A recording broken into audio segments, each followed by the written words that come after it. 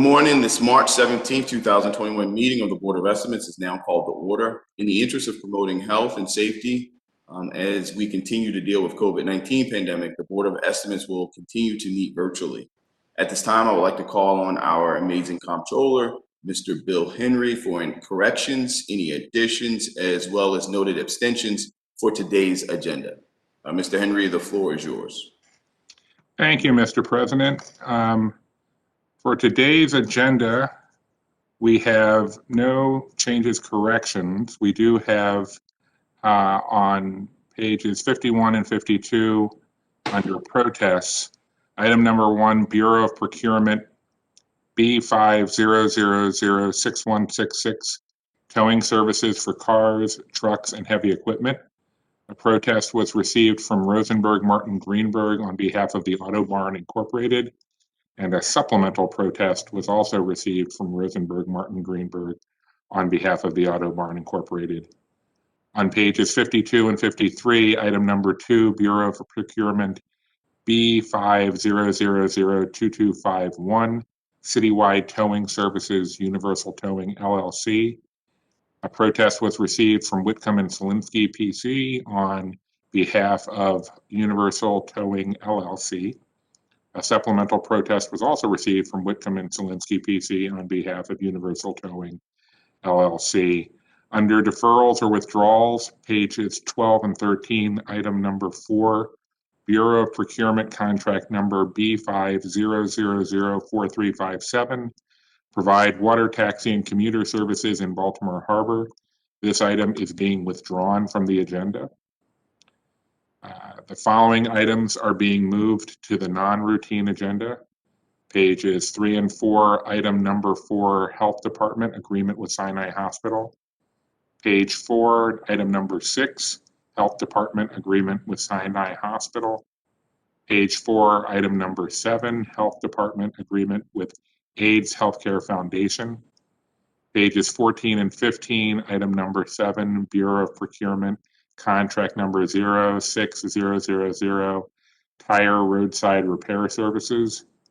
Pages 23 and 24, Department of General Services, use of Baltimore City Public Schools contract IFB-18010- roofing system maintenance and repair services. Page 40 and 41, item number 1, extra work order number 002, SC950R, Caroline Street Stormwater Pumping Station Upgrade. Page 49, Department of Public Works, Office of Engineering and Construction, Amendment number 2 to agreement. Pages 51 and 52, item number 1, Bureau of Procurement, B50006166, towing services for cars, trucks, and heavy equipment. Pages 52 and 53, item number 2, Bureau of Procurement, B50002251, Citywide Towing Services, Universal Towing LLC. The following item is being moved back to the routine agenda. Pages 15 through 17, item number 8, Bureau of Procurement, contract number B50005472, janitorial services for groups 1 through 6. There are the following abstentions.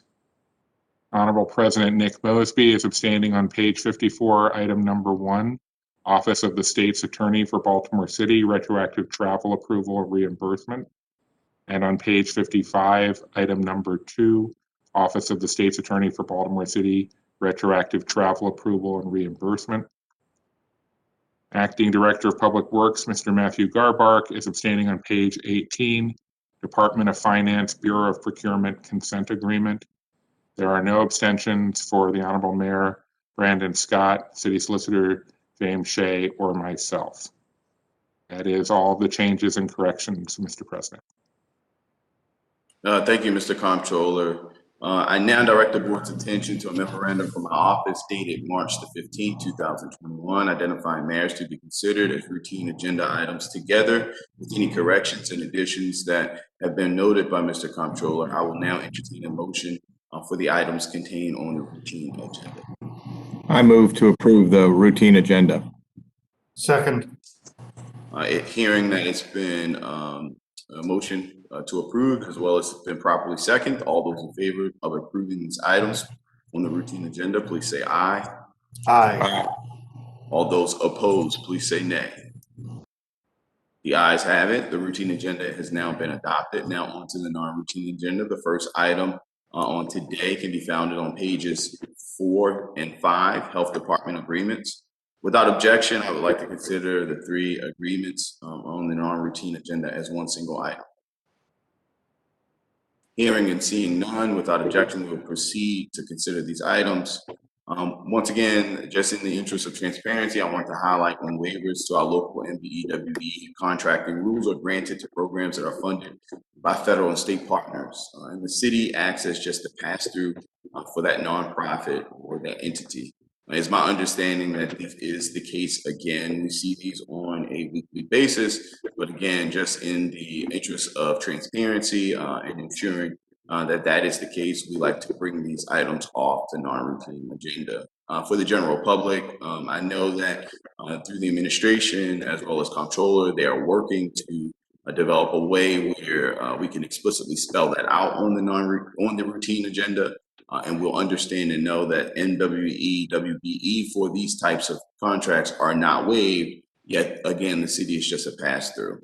From a city perspective, we have Ms. Leslie Thompson from the Health Department, as well as Chief LaShella Miller of MWBOO. They can confirm this information. So either Ms. Thompson or Chief Miller, are you able to confirm that is the case for this particular item? Good morning, Council President Mosby, Mayor Scott, Comptroller Henry, and members of the board. This is correct. Thank you, Chief Miller. And this is correct, meaning the city is just a pass-through. This is again a grant that this organization has reached out to the federal government to receive. At this point, are there any additional questions from board members? Hearing and seeing none, I'll entertain a motion regarding these items. I move that the board approve these items that have just been discussed. Second. It's been moved and properly second. All those in favor of approving these agreements, please say aye. Aye. Aye. All those opposed, please say nay. The ayes have it. These items are approved. Now on to Comptroller Henry. I believe we moved pages 15 through 17, item number 8.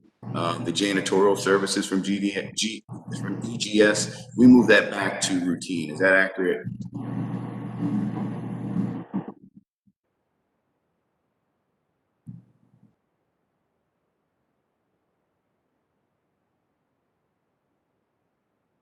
I'm sorry, Mr. Comptroller, you're on mute.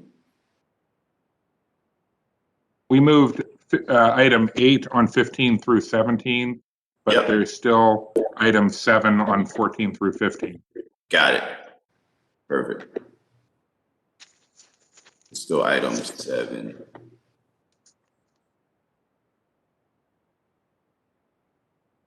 All right, well, let's keep a note of that item 7 and just make sure we address it. I believe it's further down. Okay, next up, the next item on our routine can be found on pages 23 and 24 of the agenda. The Department of General Services, use of Baltimore City Public Schools contract, IFB 18010, roofing system maintenance and repair services. This item was also deferred prior to this last meeting of BOE at my request. Since that time, I did have several chances to sit down and talk to the agency of DGS to address my concerns. At this time, I'll recognize Director Chi from Department of DGS to speak on this item. Very much. Good morning, President Mosby, Mayor Scott, Comptroller Henry, and members of the board. Thank you for the opportunity to talk about this contract. President Mosby, as you've mentioned, we've had a chance to have several conversations about DGS's desire to piggyback on an existing Baltimore City Schools on-call roofing contract. The distinction between this contract and one that came before the board a few weeks ago is that the use of this contract would be for full roof replacements as opposed to repair and patching of smaller repairs, smaller roof jobs around the city. Additionally, the ability to use on-call contractors in this fashion would relieve us of the additional expense of having to get design work done when we are doing roof jobs that just require an in-place replacement. So it's not a complicated design that's required to roof needs to go in. And so that's the advantage of this contract.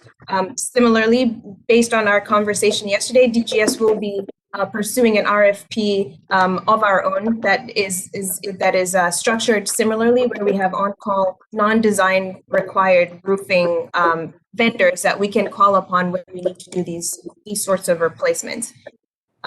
In the meantime, though, being able to piggyback on the school contract will be advantageous. And additionally, for every task, for every roof that we wish to use under this piggyback contract, we will again come before this body seeking approval for that contract and providing the details of the roof repair required. Thank you, Director. I guess to the board's background, my concern with this is we're talking about 3 companies that are already contracted through that sole source relationship of the school system to do all of these types of roofing work for the school system. Now, this type of work is work that is not of large scale, like the convention center or a hotel or a skyscraper, but these are like smaller city municipal type of building jobs that or roofs that an average roofer might be able to do. So the concern that I have was, one, knowing that they already have that sole source on call from a state perspective with Baltimore City Public Schools, was also giving them the same vendors without any real competition, this type of work inside of the city. I think what's also concerning is, I believe the communication back from DGS is none of the 3 vendors are city vendors. None of the vendors are minority or women business enterprises. And again, this is eliminating the competition or eliminating the competitive environment for either city-owned or minority-owned or women-owned company to compete for these contracts. So I think where I was able to settle with DGS is that they would utilize this process in this particular contract for urgent needs, meaning, unfortunately, the procurement process is what they communicated to me takes about 9 months to complete.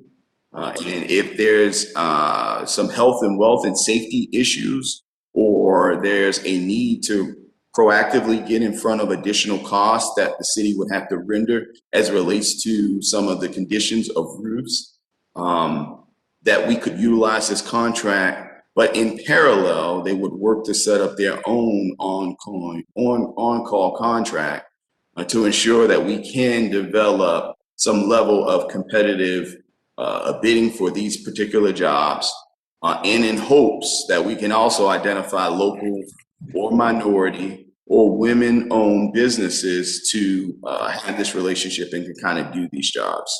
So I think the idea is, and I want to be very clear, that in the future, when these jobs come up between now and next January, that DGS and whomever, wherever type of roof that we're talking about, is able to articulate to this board that imminent need associated with it, as opposed to going through the process that we have used forever. But again, I think we've learned a lot through this because as opposed to just utilizing the city schools contract, I've challenged the Department of General Services to start immediately working on developing our own contract that's postured similarly as the Baltimore City Public School contract. With that, are there any additional questions or concerns for the Department of General Services.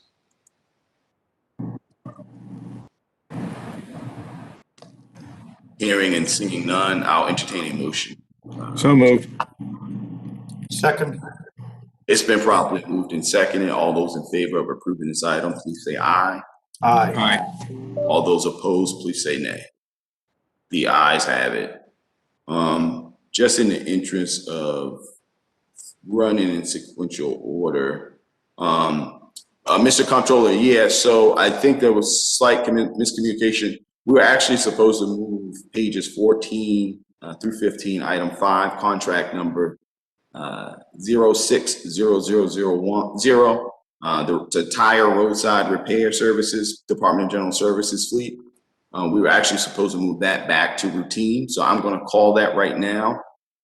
If you guys are comfortable with that, we're going to proceed and just vote that out. So right now we are on item number 7. Item number 7, pages 14 through 15, contract number 06000, tire roadside repair services, Department of General Services fleet. I was able to work with DGS and understand the contract a lot better. So we moved that back to routine. Unfortunately, that wasn't announced at the beginning. So now, if there aren't any questions or concerns, we're going to take this up in non-routine. And the floor is open for any questions, concerns, or I will entertain a motion. Approval. Second. It's been properly moved and seconded. All those in favor of approving this item, please say aye. Aye. All those opposed, please say nay. Director Chichi, thank you so much for your responsiveness and providing us the feedback and willing to go down the path of really drilling down on your issues. Thank you so much. Sir. Next item up was pulled off at the request of Mr. Comptroller. This item can be found on pages 40 through 41 of the agenda. Department of Public Works EWO number 2 for SC950R Caroline Street Stormwater Pumping Station upgrade. This item will provide 3-month time extension on this project. Here to speak on this item from DPW is Mr. Yosef Kebeda. Mr. Kebeda, the floor is yours. Good morning, and thank you, Council President Mosby, Mayor Scott, Comptroller Henry, City Solicitor Shea, and Director Garbark. Yosef Kebeda for the Department of Public Works. Also joined with personnel from the Office of Engineering and Construction, should there be any need for clarifying details.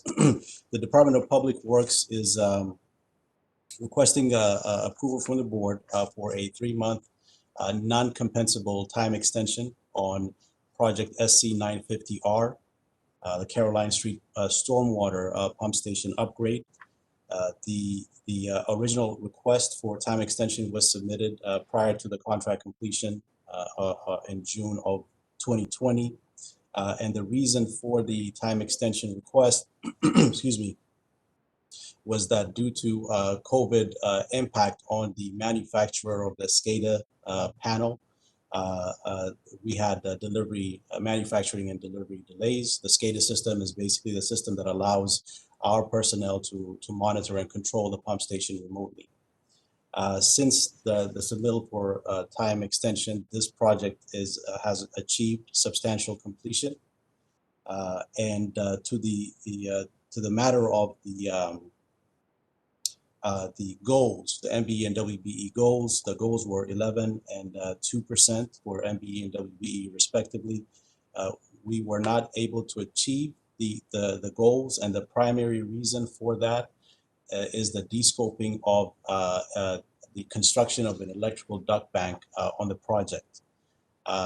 After the start of this project, we found out that the living classrooms, which is adjacent to the pumping station, needed to connect a couple of their facilities, and were doing their own construction in the area, which eliminated the need for an electrical duct bank. And instead, we have moved to a wireless connection system to facilitate the change at the facility. the Living Classrooms facility. And that work, had it been included, would have allowed us to achieve the MBE and WBE percentages, as the subs that were doing the conduit runs was a MBE sub, and the sub doing the excavation work was a WBE sub. And so with that, we would request approval for this time extension. Thank you, Mr. Kabita. Mr. Henry, Comptroller Henry, do you have any questions or concerns? I do. You said that the work is substantially complete. So let me see if I understand this. Actually, so what was the MBE and WBE attainment? For how close did the contractor come to meeting the goals? For the MBE, 7.7% as opposed to 11, and for the WBE, 1.6% as opposed to 2. Okay, but the work is pretty much done, and after the project began, DPW changed the scope of the project and effectively removed a big chunk of the project that would have required substantial MBE, WBE participation? That is correct. So at what point in the overall contract did DPW make that change to the scope? Once we found out of the construction and the rehabilitation work that Living Classrooms was doing to their facility. And No, I mean, that was determined. In relation to, like, how long after the contract started, or how long ago from now? You could put it in that kind of perspective. How long after the contract? Let me, if you don't mind, if I can have the project manager answer that specific question, Mr. Mike Hullman.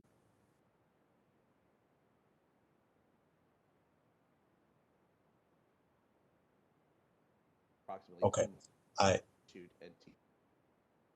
I hear something in the background. Mike, if you are talking, I'm not hearing you. Try this. I hope this works a little bit better. There. Okay, thank you. Good morning, Mr. Comptroller. We found out from Living Classrooms that they were doing this work approximately 2 months after we issued notice to proceed. We weren't aware of this prior to the issuance of the notice to proceed. And so that was back at practically the beginning of the work. So how long ago was that? I don't have that in my notes.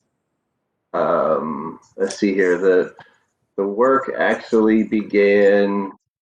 Oh my goodness. Would have been in approximately August of 2019.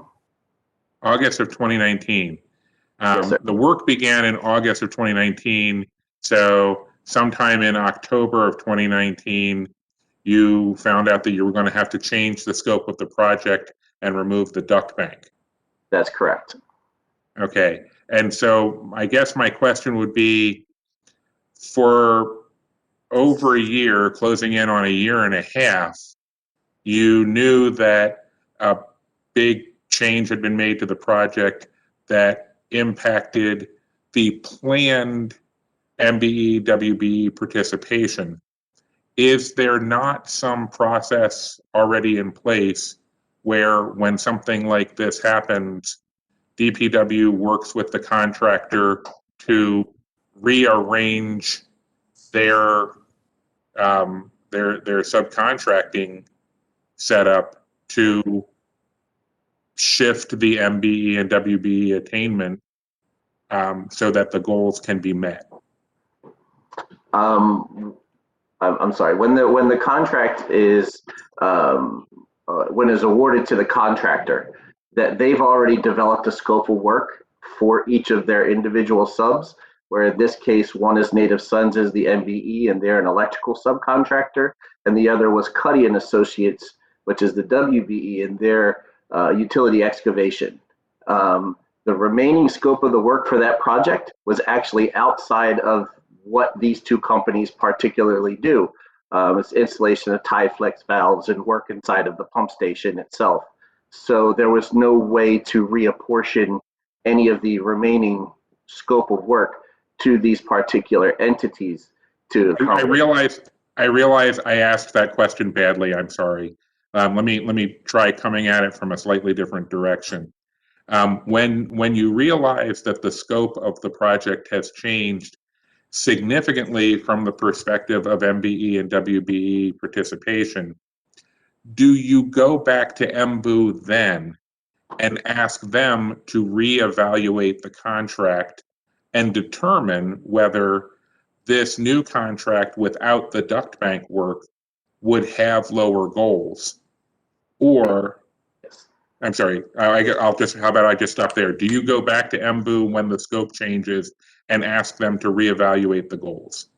Yes, sir, and we did. We submitted a letter to Tamara Brown with MBU back in, it would have been in April, because there was some changes that needed to happen to the design to accommodate for the wireless features necessary. So it took a little longer for us to get the approval on the RTU panel as it was required. But once we understood the breadth of what the change was going to be and what was going to need to be requested from MBU, then that process was started. It has not yet been approved, no. I'm sorry, say again? It has not yet been approved. So MBU did not reduce the goals when you came to them in April and said, we changed the project? They have not made a determination as of today. As of today, 10 months later. Yes, sir. Yes, sir. Okay. I mean, don't get me wrong. I'm perfectly willing as the next person to admit that sometimes it takes the city a long time to do things. But I think we can safely say that if after considering your request for 10 months, they haven't said yes, then they haven't said yes. So they have not approved lowering the goals. There has not been a determination. So yes or no, accepted or rejected, we have yet to get a formal response. Oh, well, okay, then I guess we should ask MBU to chime in here, and it's their, and share with us their thinking and why it is still undetermined how this work should proceed or not. Yes, and Chief Miller, before you jump in here and respond, just want to make sure we have the order of the day. So, Comptroller Henry, are you finished with Mr. Kubita or Mr. Hallman for now? Well, until after we hear what MBU says, yes. Okay, Chief Miller, I believe you're on. If you could respond to the concern from Comptroller Henry. Yes. Good morning again, Council President, Mayor Scott, Comptroller Henry, and members of the board. I did come into this project. It was actually started prior to me joining MBU, but based on the records that we do have, we did receive the letter from the prime making the request for the waiver. And given the nature of the request and other aspects of this project that we were investigating at the time, we did make a request for a change or verification of the change in the scope. And I was not able to locate if that documentation was even received, but I can say that when we receive these requests, one of the things that we are very conscious of is making sure that we clearly understand why the scope changed and how is that actually tracked on the user agency side. Because oftentimes by the time we get to the retainage process, that's usually, since I've been in this role, where I learned, there has been a sudden change in the scope, and that is the reason why the MBE goals fell short and could not be achieved. So in this case, we did request it at the time we were notified, and we did not have record of receiving that. that plays a part in us making the determination, because we were also trying to determine, there was another notification. We were trying to evaluate to see, review the actual items that the prime received payment for in the estimates. And this is going to help us understand if any work that was billed to the city could have been completed by the sub. And so technically it is still under review. And as far as I know, that's pretty much where the project stands in our office. We are still reviewing it.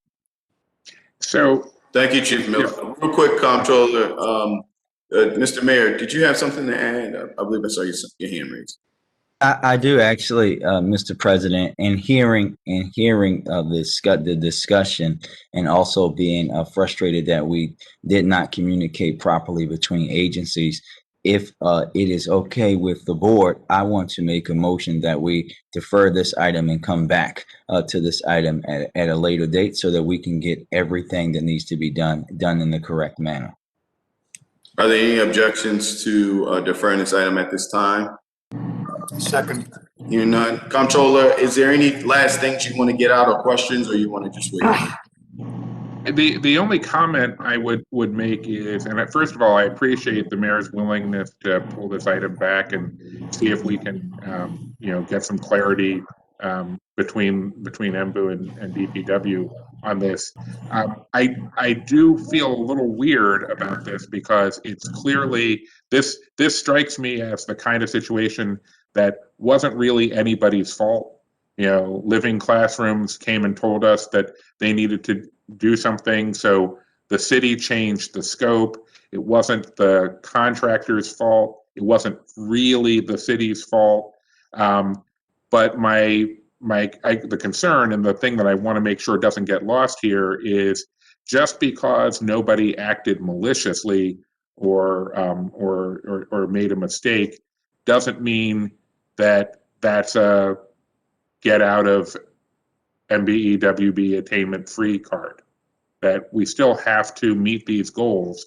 And in this case, it sounds like a year and a half ago, we should have told the contractor, you need to find another sub, so that or another set of subs, and resegment your work differently, so that you can meet the goals that have already been laid out for this scope, even though we understand the scope has changed. But that's just my 2 cents. I appreciate the idea that we're going to take this back and look at it a little bit more closely, and I look forward to seeing something better come back to the board in the future. Thank you.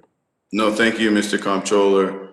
So that item will be deferred at a later date. We'll move on to, again, with DPW, EBA engineers, WBE, MWBE attainment. This item is on non-routine, can be found on pages 49, Department of Public Works, Amendment number 2 to the agreement. This item was pulled from last week's board agenda. Since then, the agency has provided additional information to Comptroller Henry, as well as myself. Here to speak on the item again is Mr. Cabetta. Mr. Cabetta, the floor is yours. Thank you again, Mr. President. Project 1255, Project 1255, DPW is requesting again a non-compensable time extension for 32 months to take the contract completion date from 5/9/21 or May 9, 2021 to January 9, 2024. This contract is on call, meaning various tasks are written against this contract to execute a different scope. Should this particular amendment for a time extension be approved, an additional task would be written for post-award service scope for the contractor, in this case EBA, in the amount of $600,000. Within that, they would achieve close to 20% in MBE participation and 16% in WBE participation. As of now, based on the previous tasks and the previous amendment that has been approved, we have close to 40% of the work complete. So 898,534 is the earned to date.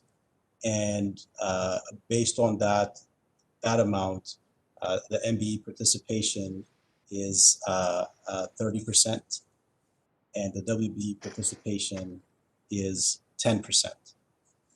So with the, as I said again, the addition of a new task, we expect that we would inch closer to attaining our overall MBE and WBE goals, which are 30 and 10%.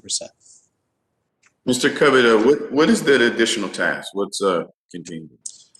This additional task provides post-award services, essentially construction management services by this company that did the design for the rehabilitation and upsizing of sanitary sewer lines in the in North Baltimore area. Yes, I think the concern that we have, and we're going to constantly talk about through this board, is when we try to front load or back load jobs to try to catch up. That's not the intention of the program. The intention of the program is ensuring that some of the substantive work that's required by the job is also participated on by MBE or WBE contractors. The reason being, we hope that we can grow some of our small companies into larger companies in hopes that they can become prime on some of these jobs. I know I'm just really preaching to the choir, but it appears that the task that was added on the back end is kind of like the concern that we've expressed on this board before, and that we'll continue to express on this board, just so we can kind of check a MBE, WBE box. I'm not saying that that's the motivation why that task was added. I'm not saying that task was added intentionally to kind of correct some of the lag associated with participation. But one can easily assume that that is the case, and we know that we have seen that just in previous history. At this point, I'll turn the floor over to Comptroller Henry for any questions or concerns. Thank you, Mr. President. I actually don't have that many questions. I want to thank Mr. Covett for updating the information that we had received previously when we originally asked for this item to be pulled.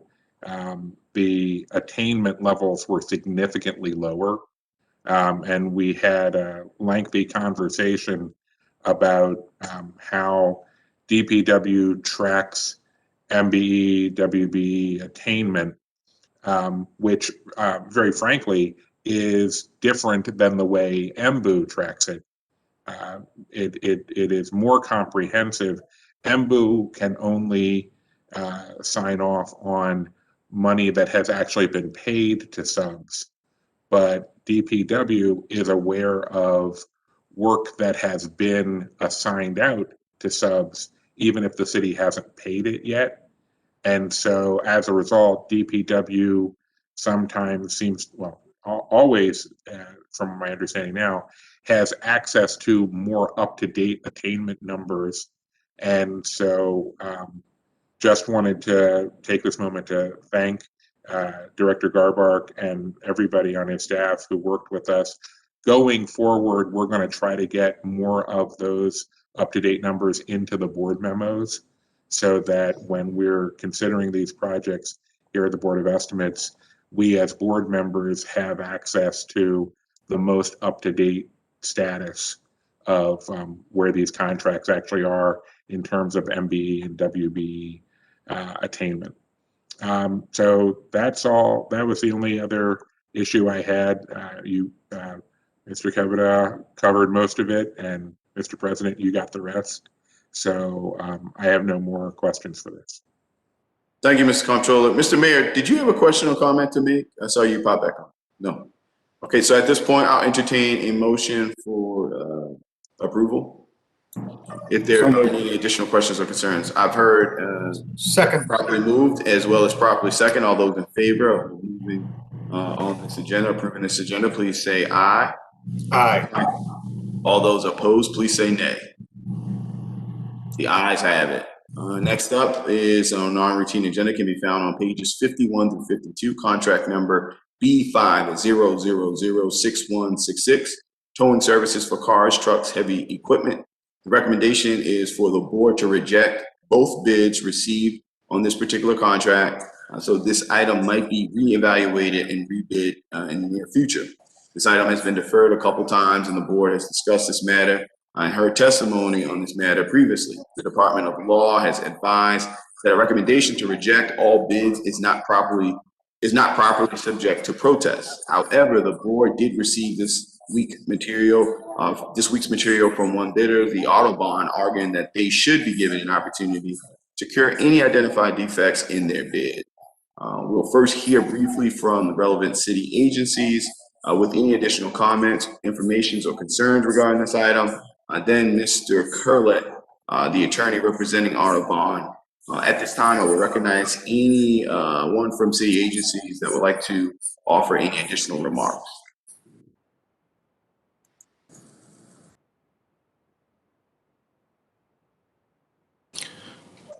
This is Michael Schrock from the Law Department. Good morning, Honorable Board of Estimates. Thank you, Mr. Schrock.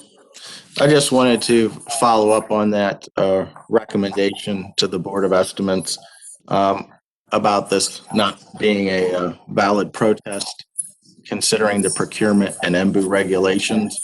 A protest is defined as a challenge to the award of a bid to a particular bidder. And in this case, it's a rejection of all bids. There is no proposed award to a particular bidder. So the definition of protest is not met. And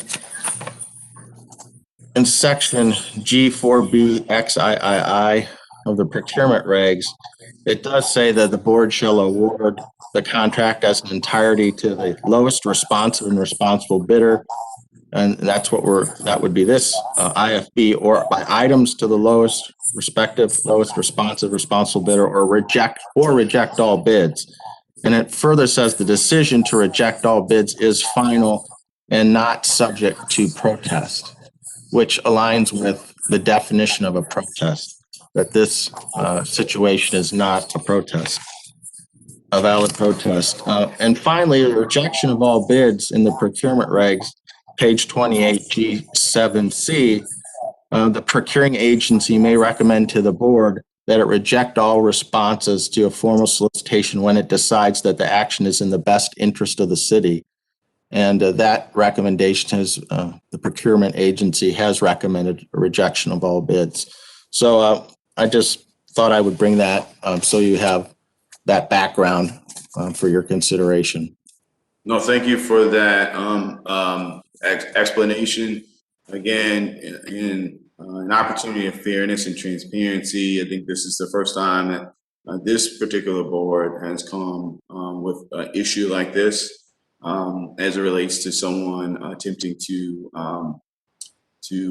appeal or protest a potential decision. So at this time, I will ask that Mr. Curlett, because we've given you the floor in the past regarding this particular item, I'll ask that Mr. Curlett, if you have any additional questions, concerns, or information to bring to the board, we will entertain it at this time.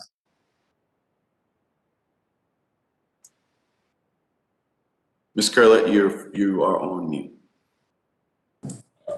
I'm usually good about not making that mistake, but I think everybody does it from time to time. Mr. Speaker, Mr. Mayor, Mr. Solicitor, Mr. Comptroller, Board of Estimates, thank you again for giving me this opportunity to address the board today.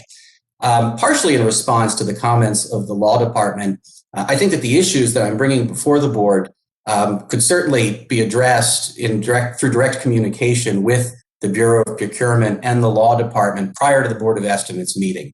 But we've not had the opportunity to have those discussions. I've made our positions known through my correspondence, And so I'm pleased that we have the transparency and the opportunity to address the board today.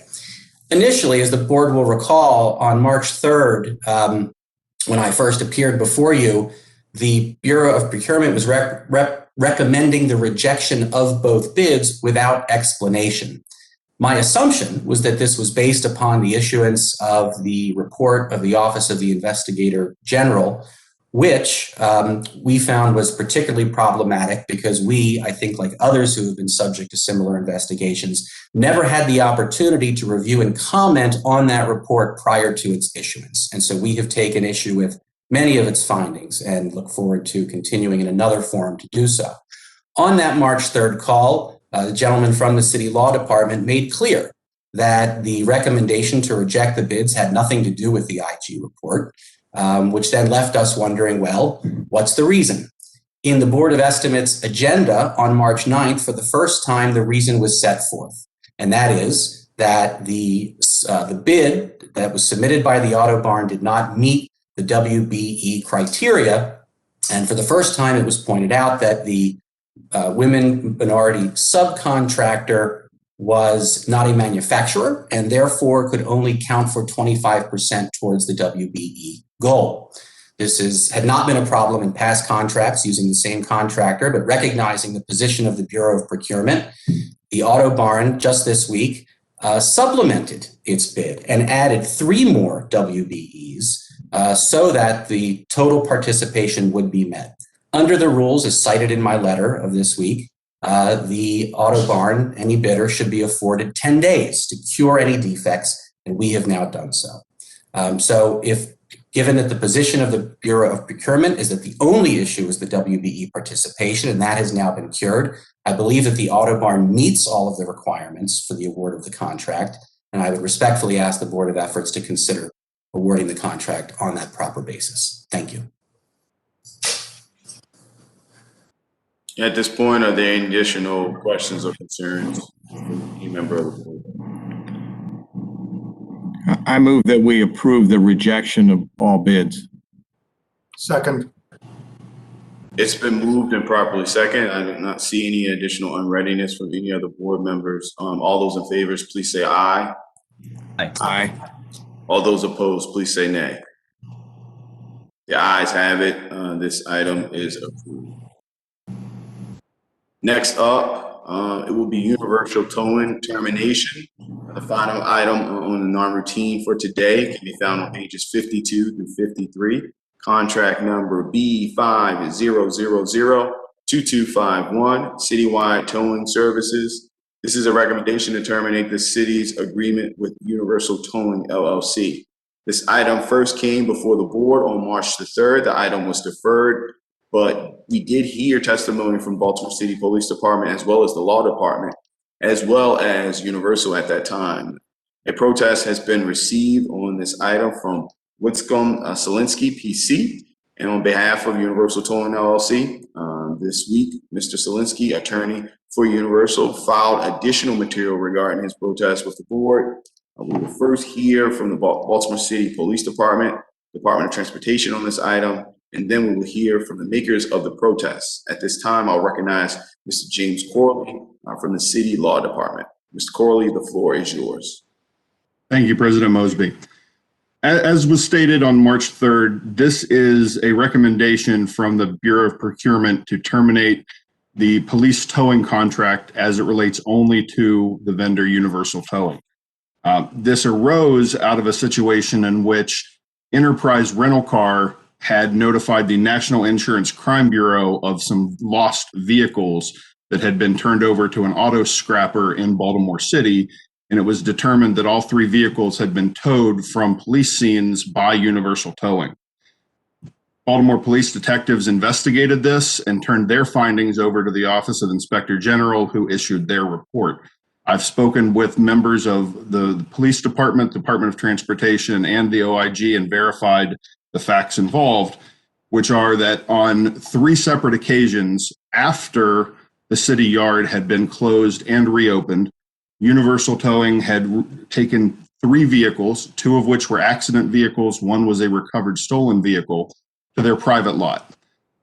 1 of the 3 a notice was sent to the prior registered owner. The other two, no notices were sent.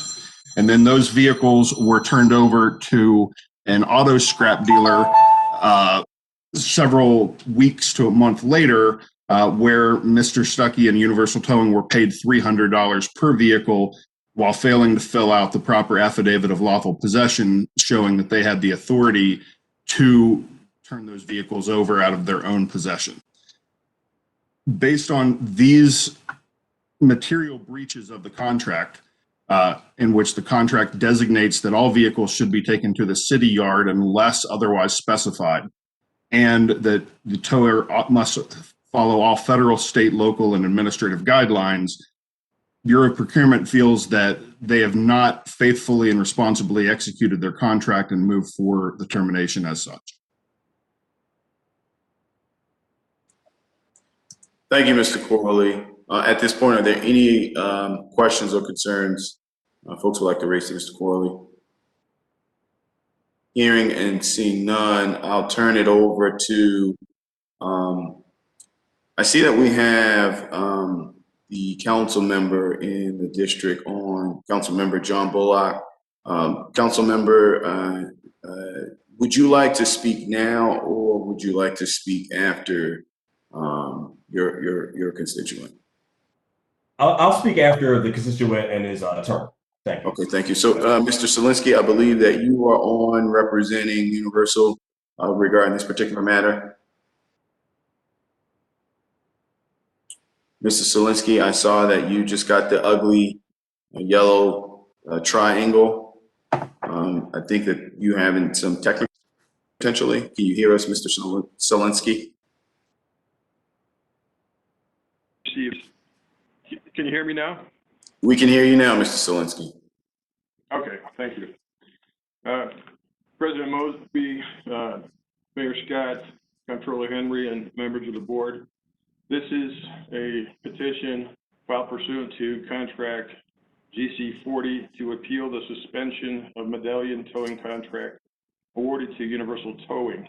It's a petition to modify or terminate the suspension that was made effective January 25th, 2021.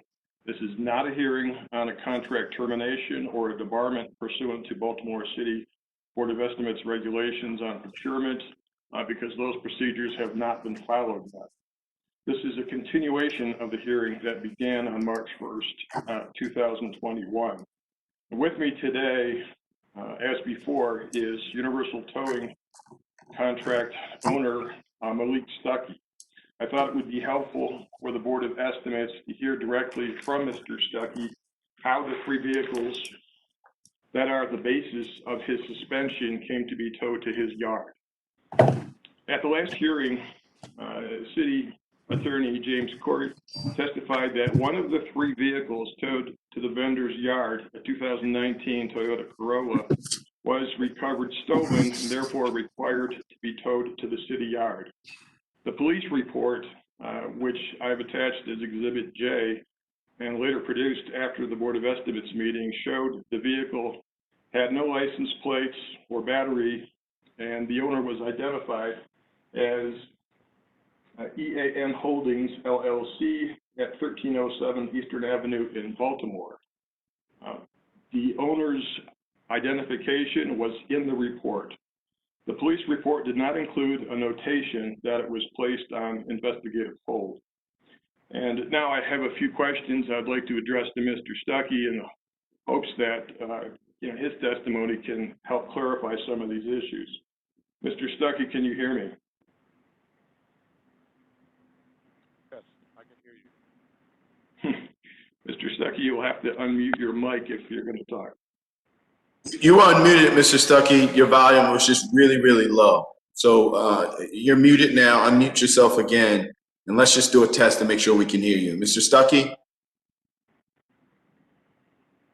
You're back on mute, Mr. Stuckey. Now you're unmuted. Speak a little louder. Yes, can you hear me now? Yes, I'm not sure where your connection is, but you're going to have to talk really loud so we can hear you, but faintly. So Can you hear me now? That's perfect. Okay, Mr. Solinsky, you can continue.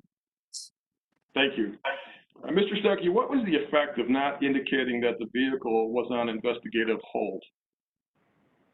That would determine if the vehicle went to the city yard or if it went back to our location.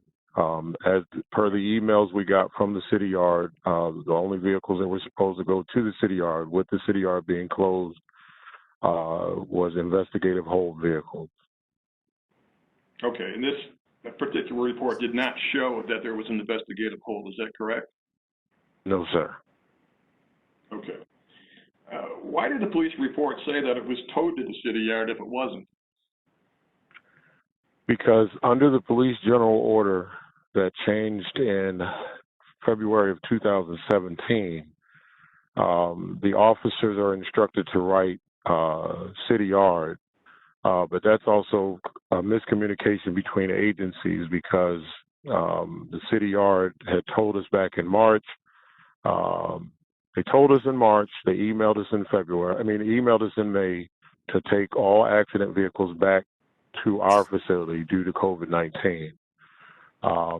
But normally the officers on the street would not get that information. But if we would have towed any accident vehicles to the city yard, as what it says in the investigation, we would have been denied access to the yard.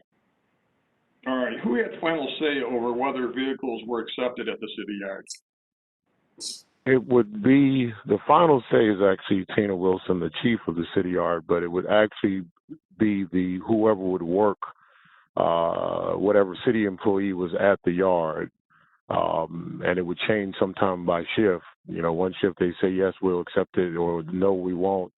But the only company that was allowed to tow accident vehicles to the city yard was McDell's. No other company could tow accidents to the city yard but McDell's. So if we would have towed any accidents, they would have told us to turn around and bring the vehicles back to our location in West Baltimore. And that happened more than 100 times. More than 100, okay. Wouldn't it have been in your financial interest to tow a vehicle to city yard? Yes, because I would have gotten paid faster than if we would have brought it back to our location. Because what we ran into during the pandemic was we weren't able to get paid for hundreds of vehicles due to cars not having insurance. All right, so the only vehicles that the city paid you for were the ones that you towed to city yard, is that correct? That is correct. All right. And so the reason that this vehicle, this Toyota, was towed to your yard was because it was an accident vehicle and you already knew that the city yard would not accept it? I personally did not tow the vehicle. The vehicle was towed 3 o'clock in the morning. From my understanding, my driver did try to attempt to take the vehicle to the city yard and was denied. And that's how the police report or the tow vehicle report that goes with the vehicle was lost, because he lost it when he came back across town with the vehicle. As far as my understanding, that he did attempt to take it to the city impound yard. But if the vehicle was crashed up, usually the 12 to 8 shift would turn us away. And as noted in the Inspector General's report, it says that normally one of the employees would call the chief of the city yard, or we would call, but it was 3 o'clock in the morning. So normally, you wouldn't call somebody, wake them up out the bed 3 o'clock in the morning, because by the time I would usually find out about it, my driver was already turned away from the city yard. And we can't take the vehicle and put it back on the street where we towed it from. Okay. Did you ever see this vehicle? I saw the vehicle. I was actually working that night. It was a really busy Friday night. It was in the middle of the street. It was had front end damage. The passenger side wheel was gone. And I saw it sitting in the middle of the street, but I didn't get that call. I went past the vehicle on the way to another call. But I did see the vehicle once it was at our location, and I noticed that it didn't have a tag. Okay.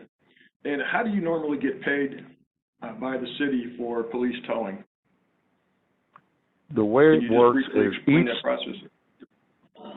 the way it works is it's 2 different ways that we bill the city. But one, is each time that we tow a vehicle to the city impound yard, we give them an invoice.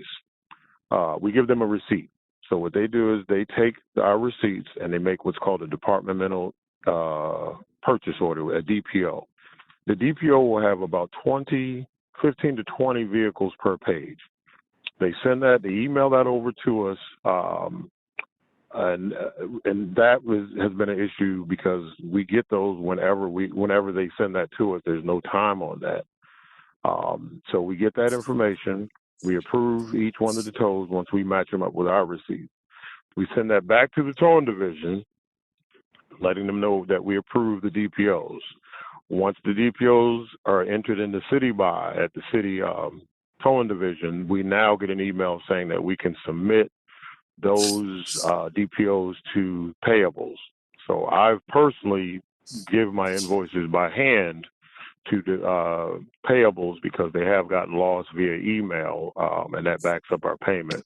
Once accounts payable gets the invoice and DPOs from us, they then get a return response through City Buy from the transportation division to the towing division, and then they go through their process of contacting transportation to verify all the information is correct before the release of payment. So that is the normal process, but during the pandemic, we were unable to submit due to the contract expiring. All right, this is a process for you getting paid for vehicles you tow to city yard. Do you get paid by the city for any vehicles that you tow to your yard? No, we do not. Did the city pay you within 30 days of notice that you had towed a vehicle? Ask me the question again. Yes, my question is, did you normally get paid within 30 days after notice to the city that you had towed a vehicle to their yard?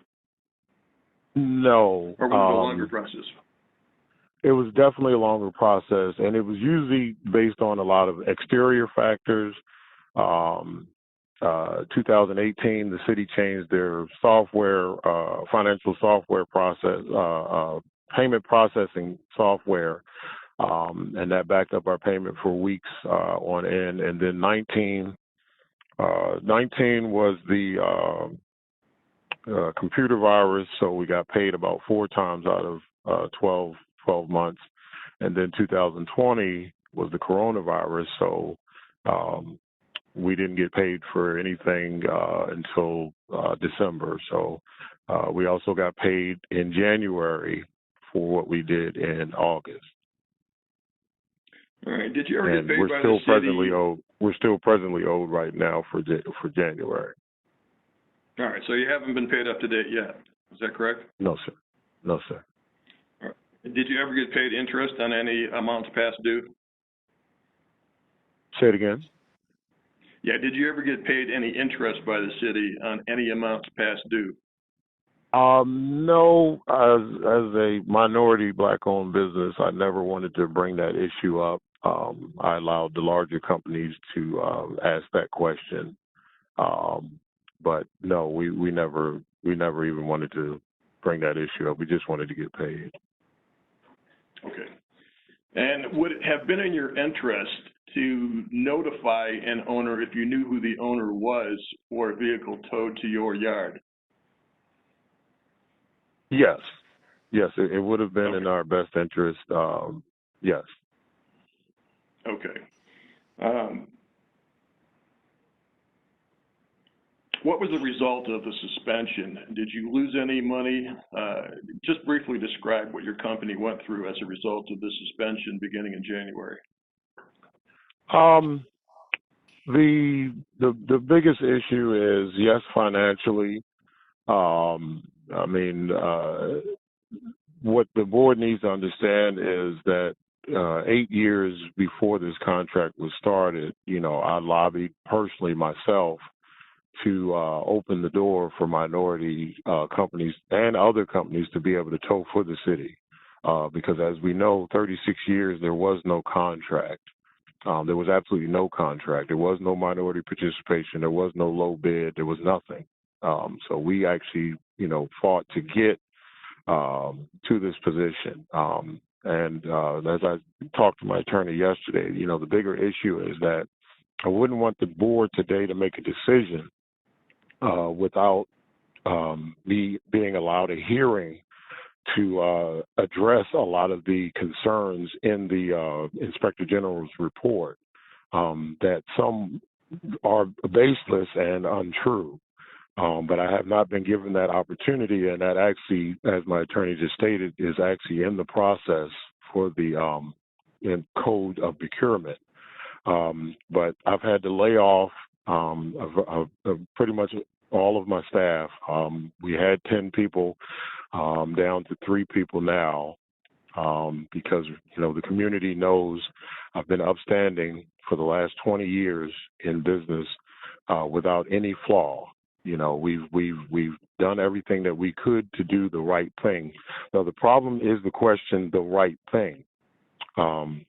As I told the Inspector Generals when I first walked into the investigation back in November, is that there's clear changes to the scope of work, like where to tow the vehicles to.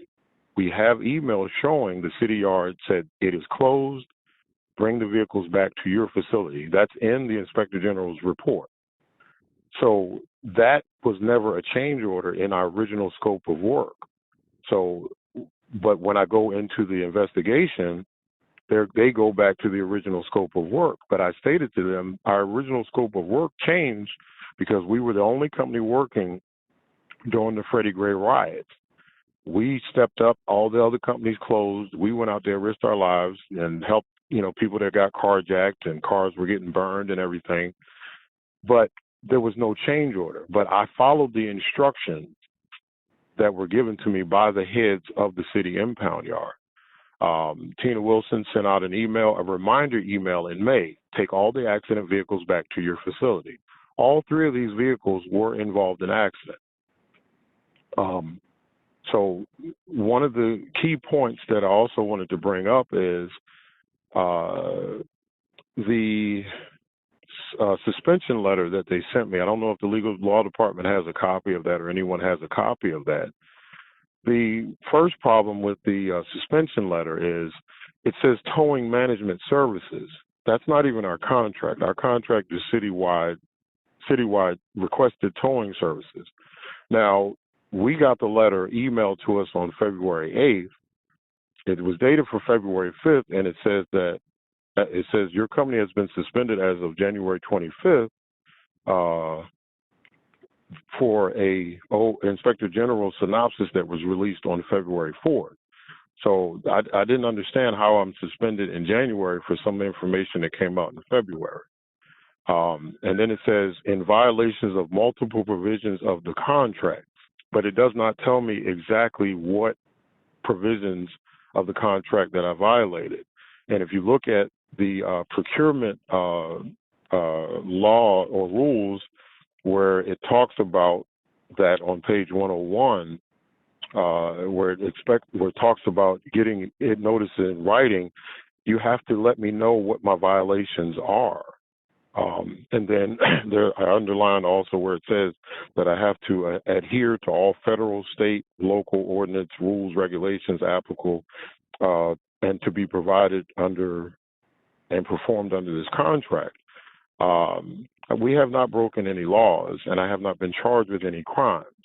What the board needs to understand is when private companies tow vehicles, when the city yard is closed, that opens us up for a lot of liability because we're towing stolen cars, we're towing burned vehicles, we're towing vehicles that people have gotten, that died in or have gotten shot that should have been gone to the city yard. But 2 things, if the city yard's closed, it has to come back to your location. And number 2, if the officer does not write investigative hold when we get to the city yard, it's not hold, universal, you have to leave, because only McDell's Towing can bring accidents to the yard. So when we get these vehicles in our possession, we are now legally responsible for them. If I was awarded the time to be able to get a hearing, I would have been able to call in the Regional Auto Theft Task Force, and they would have explained their indifferences because they did not want stolen vehicles coming back to our facility. But what do you do if the city yard is closed? We've dealt with all state agencies when it comes to police because vehicles come back later on as stolen. And what I want the board to understand also is it's not an uncommon thing for us to get a call from the Regional Auto Theft Task Force about any vehicles. And what they do is they say, hey, we know you were instructed by the police to tow these vehicles. We know you were given an order by the city yard to take them to your facility, so you haven't committed a crime. You haven't violated anything.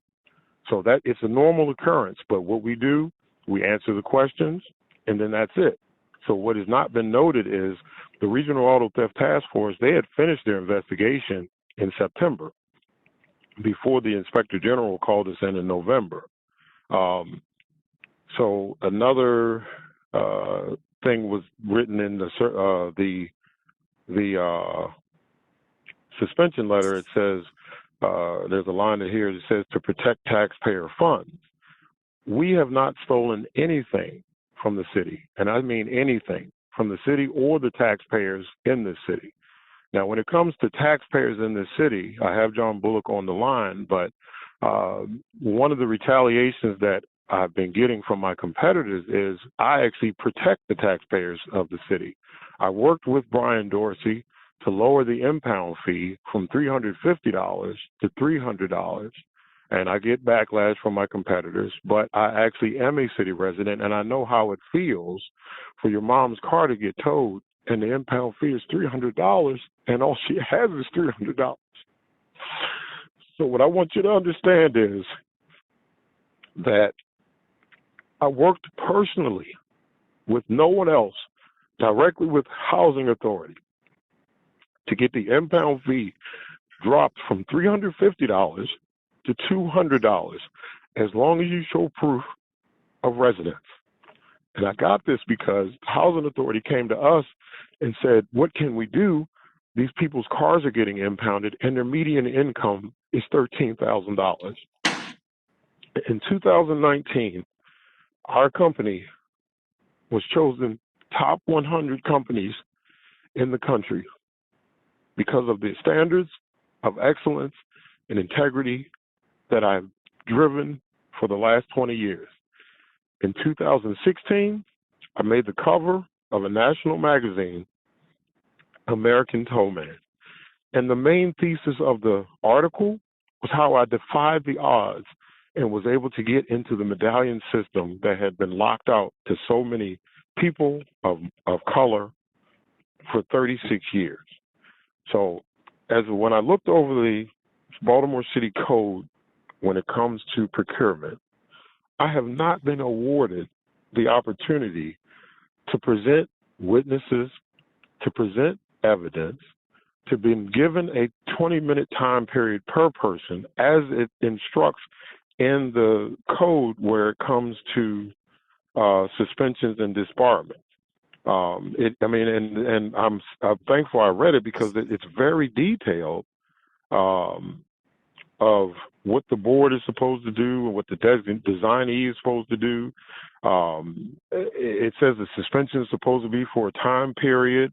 It even tells you what your contents of your petition of modification of termination or a suspension.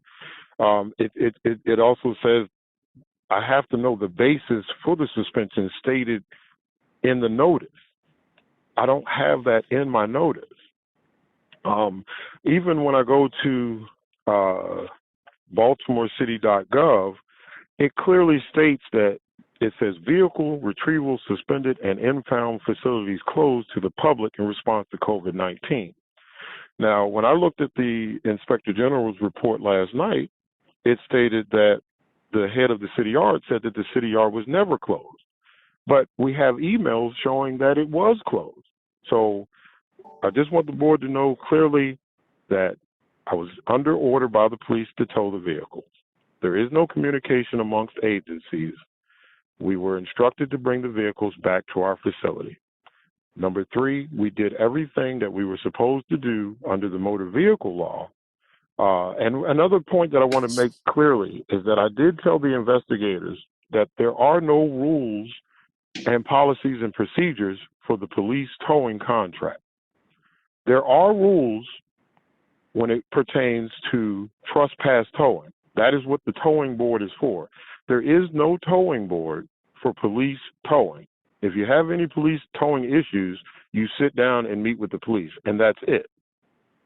So in the Inspector General's report, they said that we violated rules that don't even govern what we tow.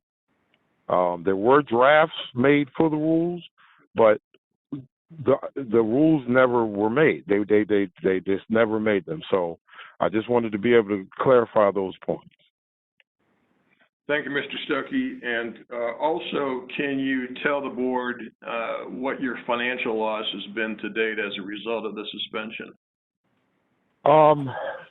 As to date, we're still accounting because we were unable to bill the police department directly for any homicide, carjacking, rape vehicles that we towed, actual investigation vehicles. We were unable to bill them because the contract change order notification was not finalized until November. So that means every single car that we towed from January, we could not bill, but because we billed them directly via hand invoice. So I'm not going to fault the city on that as far as that total, because we still are trying to get all of those invoices together because there's a procedure of how they want us to submit them. But presently to date, we've lost about $92,000 since the suspension of what would be called our normal income. And it hurts me to my heart because unlike most, I'm actually in the communities that I tow in because I'm loved and respected in the communities that I tow in, whether it's Pennsylvania Avenue, whether it's Cherry Hill, West Side Shopping Center. You'll see me in those neighborhoods because those are my communities. That's where I'm from. I'm a graduate of Frederick Douglass High School. So I'm always in the community. And what hurts the most is I had to lay off my people. And the worst part about it is we have documented discriminatory offenses against our company with even in the last couple of months that have been noted. And my employees, they always work in fear of, Universal, they're trying to kick him off the list. He hasn't done anything, but they're trying to kick him off the list, trying to find something to kick him off the list. And it just hurts to lay them off because, I had 10 families that I was responsible for. And one of my nighttime dispatchers, she just delivered the day before they suspended me. And I had to tell her that without those calls that we get from 12 to 8, from the police department, I have to let you go. I had to cut my expenses because the revenue was going to go down. And personally, I will bring this to light that without getting notification from Baltimore City in March of 2020, we expected that we were going to get paid for what we did in January and February. But once I'd called the city impound yard, they said the contract had expired and they were unable to go into the system until there was a Board of Estimates meeting approving the new contract. So April and May, we did not get paid for any cars that we towed to the police department. We didn't pay for any cars that we towed to the city yard. And then we had an increase of cars that we brought into our facility, which was almost 250 plus cars that we could not get paid for due to people not having insurance and a couple hundred cars in the city that have Virginia tags that do not come back to anything in Virginia.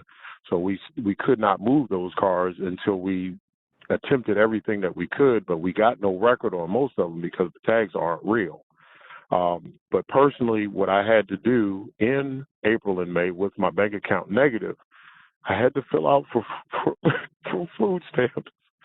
I had to fill out for food stamps because I couldn't explain at the time my wife of how I work 24 hours a day, but I'm not getting paid. So I filled out for food stamps and I was approved once I showed them my bank statements and I showed them that we have not gotten not $1 from Baltimore City. And I actually got an increase because I still hadn't gotten paid around September or October because there was no Board of Estimates meeting until August to discuss the issue of our payment. So at the time, you know, I was homeless because I made that choice rather than do anything illegal. Thank you, Mr. Stuckey. President Mosby, if I can continue, just have a few more comments. I would just ask the board, is this the type of contract, is this the type of contractor that the board should suspend? This suspension was based on an Office of the Inspector General's report, which concluded that the vendor's decision to scrap vehicles without providing notice to the owner violated Maryland Transportation Code 25204, but the Baltimore Police Department had already verified the owner of the Toyota before it was towed. The Transportation Code 25204 does not even require a towing contractor to notify the owner. That responsibility goes to the police department. Quoting from 25204, as soon as reasonably possible and within 7 days at most after it takes an abandoned vehicle into custody, a police department shall send notice by certified mail, return receipt requested, bearing a postmark from the U.S. Postal Service to the last known registered owner. In this case, the police department identified the owner in the police report. It was their obligation, not Universal Towing's. I would also point out that the Office of Inspector General was critical of the fact that VR 454 for the 3 vehicles was not completed by the vendor, but VR 454 does not require a tow company to complete the form. That form simply states, complete this form in its entirety. This form must be maintained at the place of business and made available upon request to the MVA or law enforcement officials for a period of 3 years. That's attached as Exhibit M to the supplementary petition. On its face, the form appears to be directed to the automotive dismantler, not to the towing company. And so the OIG report was based upon erroneous conclusions of fact and law, which the acting chief procurement officer accepted without question when she ordered the retroactive suspension. Universal Towing should never have been suspended, and it's resulted in an unconscionable hardship to Universal Towing and its employees every single day. As a result, Universal Towing respectfully requests that the Board of Estimates immediately reverse its suspension, restore Universal Towing's contract, pay its legal fees, and set up a meeting with the city, including the City Yard, Baltimore Police Department, and the other medallion vendors so that they can receive clear written guidelines for continuing contract performance. Thank you, President Mosby. No, thank you, Mr. Selinsky. Thank you, Mr. Stuckey, for providing us all of the background and communicating your perspective. At this point, I think we have the council member who represents the area in which this business is located. Council member John Bullock is on. Council member, the floor is yours. Yes, thank you, Council President Mosby. Again, I appreciate the opportunity to be in front of you today. I recognize that the work of the Board of Estimates is not easy, and even thinking about some of the things you talked about today in terms of procurement and requirements and minority participation. Just want to, reiterate some of the frustrations that Mr. Stuckey has shared with me over the last several months in terms of lack of clarity, lack of communication, and the inability to get to the bottom of what's been happening. Again, we know that Universal Towing has a really strong reputation in the community. Again, a local community-based business, minority-owned business that also employs people within the community. And so, my hope as well is that they will get due process and have the opportunity to have some clarity in terms of the requirements, what was expected, but then also to have a real fair shot at conducting business within the city. So I really just came here to offer, my support, having known of Mr. Stuckey and his business for some years now, and really seeing the sincerity, not only in terms of his communication in the past, but as you've heard today, it doesn't appear that there's any malfeasance on the part of the business operator, but in actuality, there's a lack of communication, a lack of clarity. So I do appreciate the opportunity to address you today, and I do hope that there will be a positive outcome from Mr. Stuckey and Universal Towing. So thank you again. No, thank you, council member. I have a lot to say on this, but think it's important to open it up to the board. At this point, are there any questions or concerns from any members of the board? President Mosby, if you would. Yes, Mr. Corley, I'm sorry. Before we go to you, Comptroller Henry, sorry, Mr. Corley, I saw you over there in the corner. I didn't call him. I would like the opportunity for you to provide any clarifying facts, particularly the one about one of the vehicles that I believe there was mischaracterization, or that's how Mr. Selinsky has presented it to us today regarding the 3 vehicles that created the situation that we're in today. Absolutely. So Mr. Selinsky and Mr. Stuckey originally at the March 3rd hearing asserted that all 3 of these vehicles were accident vehicles. And only after we provided the police report to verify that one was stolen have we gone down this new avenue. Yes, the police report did indicate that this was a stolen vehicle. It did indicate that it was to be towed to the city yard, and it did have the VIN number listed and identified Enterprise Rental Car at the time that it was towed.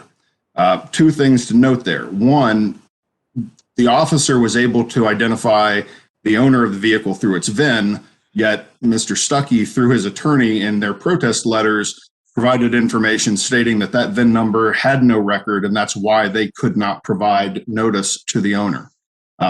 Second, I spoke with both the tow yard superintendent and the towing claims investigator yesterday, who both confirmed that at no point would a tow operator who was bringing in a police-related vehicle ever be turned away at the lot. If they did not have proper paperwork, they would be allowed to check the vehicle in and then go and return with the proper paperwork. But both individuals stated that at no point would a tow operator who showed up at the city yard at any time with a vehicle purported to be a police-related vehicle be turned away and not taken. Now, that's their words straight out of the DOT. The investigator also stated that at one point he was asked, based on an assertion that Universal had been turned away on a certain time in the evening, to review the security cameras and found that there was no tow truck who approached the city yard at the time that he was instructed to view the tapes that relating to the asserted time Universal was turned away. The thing that I would like to do most at following Mr. Selinsky and Mr. Stuckey's testimony, and I do appreciate their perspective, but the issue here is not payment, and it's not the pandemic or anything that happened following Freddie Gray. The issue here is that we have vehicles that are owned by private citizens and private entities that are being scrapped in violation of the law. Section 25204 does state that the police are responsible for providing notice for vehicles that they have taken into custody. But if a tow operator takes a vehicle that is supposed to go to the city yard and they take it back to their own private yard and nobody knows where it is, they are the ones in possession of that law. And if the tow operator is not the one responsible for providing these notices, why are they doing it? In this case, you have a tow operator who is on numerous occasions taking vehicles back to their yard, not sending out proper notices to the individuals. Section 25209 applies to private individuals who want to scrap vehicles outside of the 204 section. And that states that if a private owner, a private lot owner, or a private business owner wants to scrap an abandoned vehicle on their property, they have to apply to the police department for an authorization to scrap that. And at no point have they done that in this case. This has resulted, just in these 3 vehicles, in Enterprise Rent-A-Car having to pay nearly $5,200 in excessive fees just to get their own vehicles back. As we would extrapolate that across the population, that would be a large number of Baltimore City residents that could be out of pocket lots of money beyond the mere $300 for an impound fee. Based on that, while I understand the frustrations, the procurement department is on solid ground to recommend this termination based on the failure to follow these basic contract provisions. Thank you. No, thank you, Mr. Corley. Mr. Comptroller, I think I saw your hand. Or just in the interest of fairness, I think Mr. Corley put a lot of information out there. Mr. Solinsky or Stuckey, is there any clarifying information you'd like to provide? Go ahead, Mr. Comptroller. Actually, yeah, can I ask some questions before they continue their back and forth? Because I don't have a whole lot of them. Mr. Comptroller. Thank you. The first question. Who do you want to ask questions to, Mr. Comptroller? I'm sorry. My first question is actually for Mr. Stuckey or his attorney. Okay, that's fine. Mr. Solinsky, Mr. Stuckey, Comptroller Henry has some questions for you. Okay, so a key part of the recommendation to terminate the contract relates to Universal's attempts to notify the owner of the 3 unclaimed vehicles and whether Universal could actually search vehicle data in all 50 states. My question is, if Universal knew that they had a limited ability to search owners nationwide, why didn't they reach out to the BPD or some other entity that has nationwide searchability for help on the 2 cars that they couldn't locate an owner for? Can you hear me? Yes. I can, yeah. Ms. Stuckey, you just went back on mute. Can you hear me? Yes, we can hear you, Mr. Stuckey.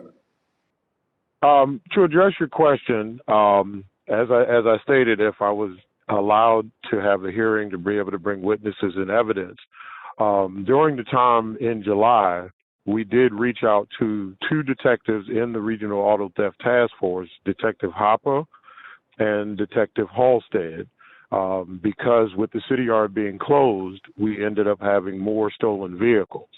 The problem was, due to the pandemic, that unit was transferred in different parts of the state because of a high demand of vehicles being stolen. The Regional Auto Theft Task Force is multiple police departments that covers the entire state and other states for investigations.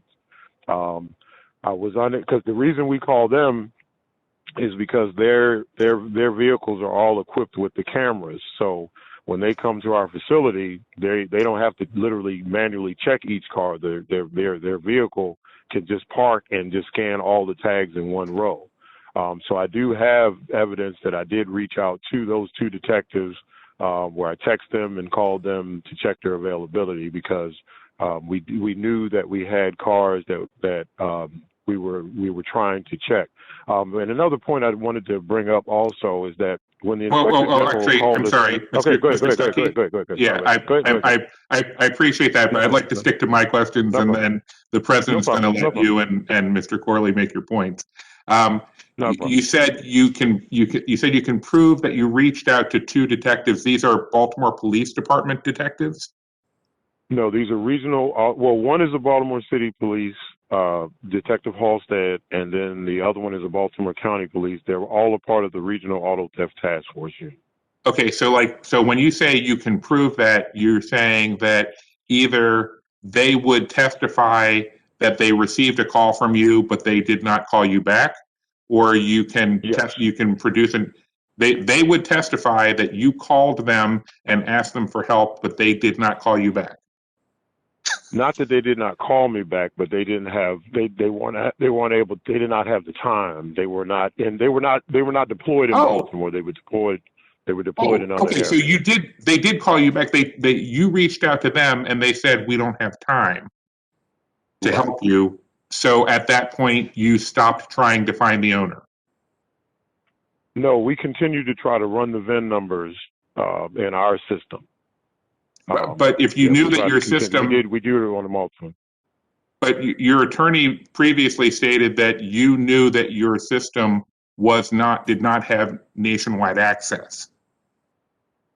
But it's not a normal occurrence for vehicles to come back no record. When a vehicle is sold from one person to another, it will come back no record. That's why Maybe I it's should the extra step to reach out. Go ahead. Maybe I should have asked for the clarification of what your attorney originally stated. Your attorney stated that your ability to search VIN data was not nationwide. Is that true? That is true. Okay, so if you knew that you did not have access, if you knew that you didn't have access to that, did you email anyone else at the Baltimore Police Department and ask them to run these VIN numbers for you? I did not email anyone because it's not known which states that we're not able to access, because it does change. It does change. So what you do is you just try, you do your good faith effort to try to run the VIN numbers. Okay, so and maybe this is something that is just outside my normal experience. Are there lots of fake VIN numbers out there? Are there cars where the VIN number has been altered so that if you type it, if you try to search a database for it, just nothing comes up? Yes, Baltimore City Police calls it, when we get those tows, they're called towing it under the VIN because nothing comes up. Okay. All right. But you have, and the Regional Auto Theft Task Force knows about, there's VIN swapping and, things of that nature, where when you do run the VIN number, once somebody turns in their tags, a lot of times that vehicle gets pulled out of the system. So a lot of times you can run all 50 states and nothing will come back. Okay, and then the last question, I'm not sure, honestly, Mr. President, if this is a question more for Mr. Stuckey and his attorney, or if there's somebody at the city who should speak to this. I understand that that's technically not a factor in the decision or the recommendation to terminate. I am curious about payment in terms of, is there somebody who can speak to what work Mr. Stuckey has done for the city in regards to cars towed that he has not been paid for by the city? Mr. Comptroller, just in the interest of the point of this discussion that we're in, can we hold that one question just to make sure that everybody else addresses the specific issues related to, I guess, the operations associated with the three vehicles that we've spoken about, Mr. Stuckey's operations, or any ambiguous type of policies or regulations or miscommunications from the city perspective. I think that is at the crux of the matter. I understand where you want to go as far as ensuring that payment is worked out, and we can talk about that, but I just want to stay at the meat of the discussion right now. In that case, I'll ask one last question related specifically to the supplemental petition from Mr. Stuckey's attorney. It asserts that Universal didn't have to tow one of the three stolen vehicles to the city yard because the police report did not note the vehicle was being placed on an investigative hold. If Mr. Corley could speak very specifically to whether that is a requirement under the Universal's current contract. Mr. Comptroller, I don't believe that I have not seen any provision in the contract that specifies the investigative hold needing to be done. There's a provision that specifically states that the vehicle should be towed to the 6700 Pulaski city lot or the lot designated by the officer or vehicle owner at the scene. But there's no specific contract provision that states what paperwork needs to be done, which is why, as I said, I confirmed with the two individuals at the tow yard and the claims investigator that a tow operator would not be turned away for failing to have that note when they showed up at the lot. Okay, thank you, Mr. President, and I'll wait until we conclude this bit of testimony before we return to the question of payment. Okay, thank you, Mr. Comptroller. At this point, are there any other questions or concerns from the board? I guess my comment or my concern is here. I think that this was a very unique event, particularly as it relates to the issue around COVID-19. I think at the crux of the matter is whether Mr. Stuckey knew or his employees knew the appropriate actions to take in this very unique circumstance or did not, if there was miscommunication or there were not, if he took action that he was supposed to or he should not have, right? And I think that that's where we've seen like this back and forth in this meeting as well as in the previous meeting. I do get very concerned about a potential opportunity for being overly punitive associated with maybe some miscommunication or maybe some missteps on the part of Universal. You know, I'm not an expert. I think we've learned a lot about towing over the past couple of weeks with this particular issue. But that being said, I believe that it was presented that close to 300 cars were kind of towed in this particular time. I think they. Hello? In inappropriate way. That's the city's position on it. But again, I'm concerned about looking at it from like an overly punitive perspective. I think we have a business that clearly broke a ceiling. I can't hear. That Mr. Stuckey, I'm in the middle of talking. We can hear you. I'm not sure why you can't hear us. Yep.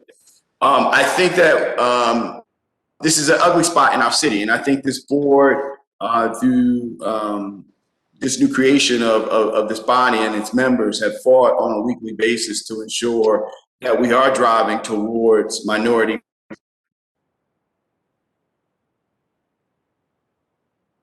Something like this medallion contract that's been in existence for decades, and Mr. Stuckey being the first African American who also happens to be from the city, who operates in the city and has employees throughout the city. I think that it's very concerning to me, particularly again from an over-punitive perspective during the time of a global pandemic. Even maybe there was miscommunication for us to just completely cut off that arrangement and for us to literally put him out of business. That is where I kind of am in listening to everything. I think that we can all look at through the reports, through the amazing work of Mr. Corley, and then through all of the concerns provided by Universal, that on both sides, there needs to be some level of reconciliation or recalibrating associated with the standards and the regulations in which our operators should function by.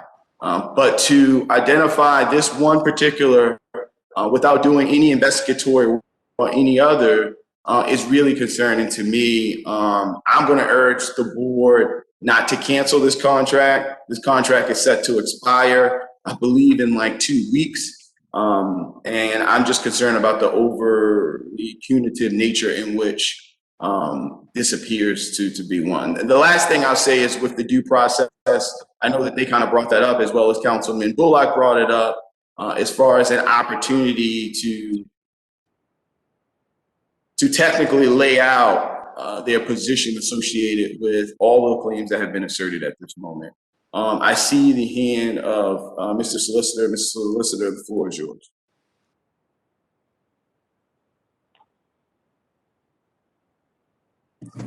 I didn't have my hand up. Oh, I thought I saw you raise your hand, Mr. Solicitor. Sorry about that. Did I see someone else hand go up? I thought I saw a flash of a hand. Were there any other hands raised? Well, board, I mean, I guess I've been very clear today regarding all the information. I'm concerned about, again, being overly punitive, a small minority business-owned company in our city that obviously our city has had a hard time identifying folks to participate in a very important program for the city for decades. This company being the first to break many barriers, many walls, and us to put them out of business based off of things that they should have done, could have done, maybe not understood, maybe could have been better presented by the city. Maybe there are things that should have been done by the city, but the full gamut of like that level of ambiguity, I'm concerned that, you know, in just a small sample of the amount of cars that we've been able to review, to formally what I was consider put them out of business is just not something I'm willing to support. At this point, is there anything else from any members of the board? I know we're going to go back to Mr. Comptroller Henry about his question regarding payment, but I just wanted to make sure we had an opportunity to further flush any additional concerns or questions out about this. Hearing and seeing none, Mr. Comptroller, I think now it's appropriate to go into your question regarding payment.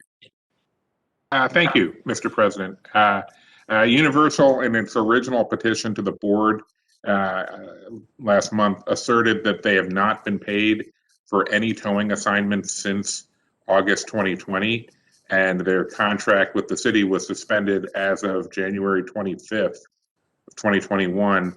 If this assertion is correct, then why have they not been paid for work going back to last summer? Comptroller Henry, can you hear me? Yeah, this is Mr. Stuckey?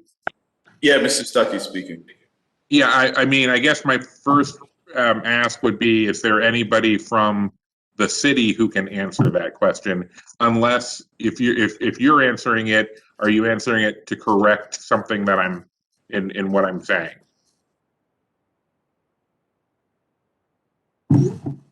Comptroller, I don't have any information as to payment. I'm not sure if Keisha Brown, the acting procurement officer, would be able to speak to that at this time.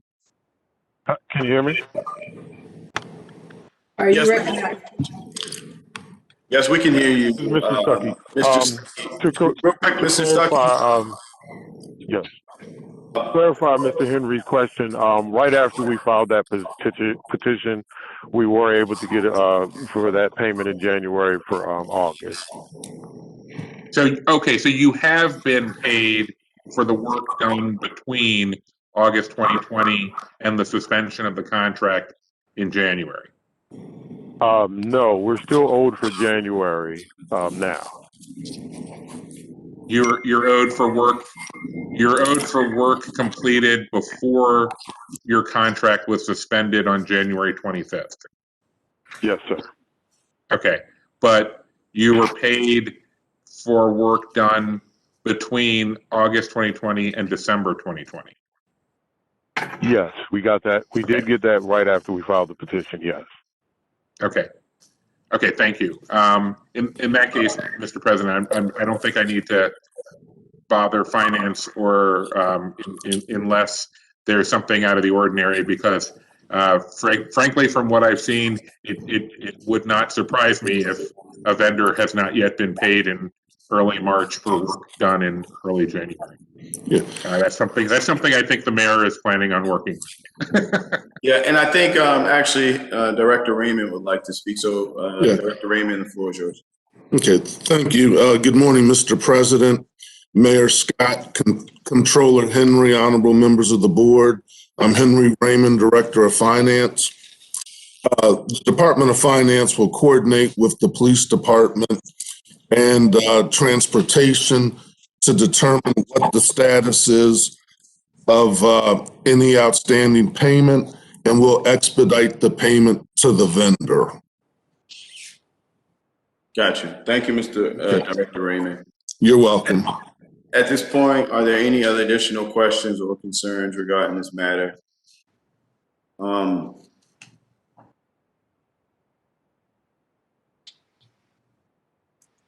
President Mosby, Yes, just yes. one comment as to the due process. The procurement regulations do provide for hearing rights through a debarment proceeding if we were seeking to debar Universal from future bids. But the contract provisions regarding termination are simply based off of the recommendation of the purchasing agent and approval of the Board of Estimates. There is no hearing right for a contract termination set out in the procurement regulations or the contract. Yeah. Well, what is the advantage or motivation to terminate a contract 2 weeks before it's set to expire? If my understanding, President, is that we would need to take some action. We've suspended the contract for the purpose of full investigation. Following the investigation, we reached the conclusion that we should recommend termination of this contract. If we don't, an action could be defined as being suspended. How long has this contract been suspended? January 25th is when the directive came out from the mayor's office to cease operations on this contract pending full review.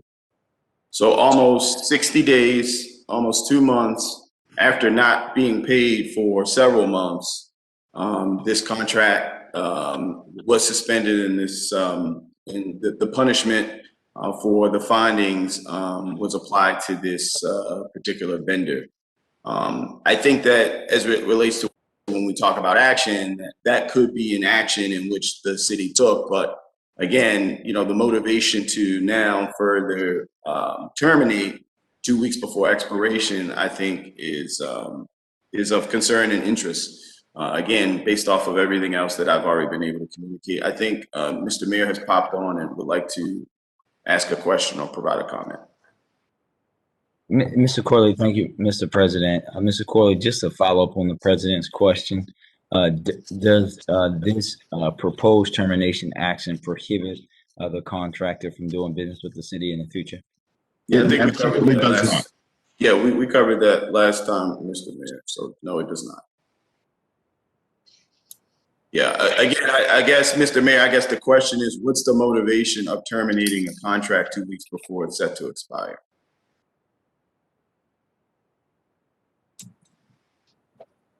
President Mosby, my position is that the timing is irrelevant. We have a vendor who's acting under the color of being a city agent who is not performing their duties as required by the contract, whether this was 2 weeks into the contract or 2 weeks prior to the end of the contract. The position is the same.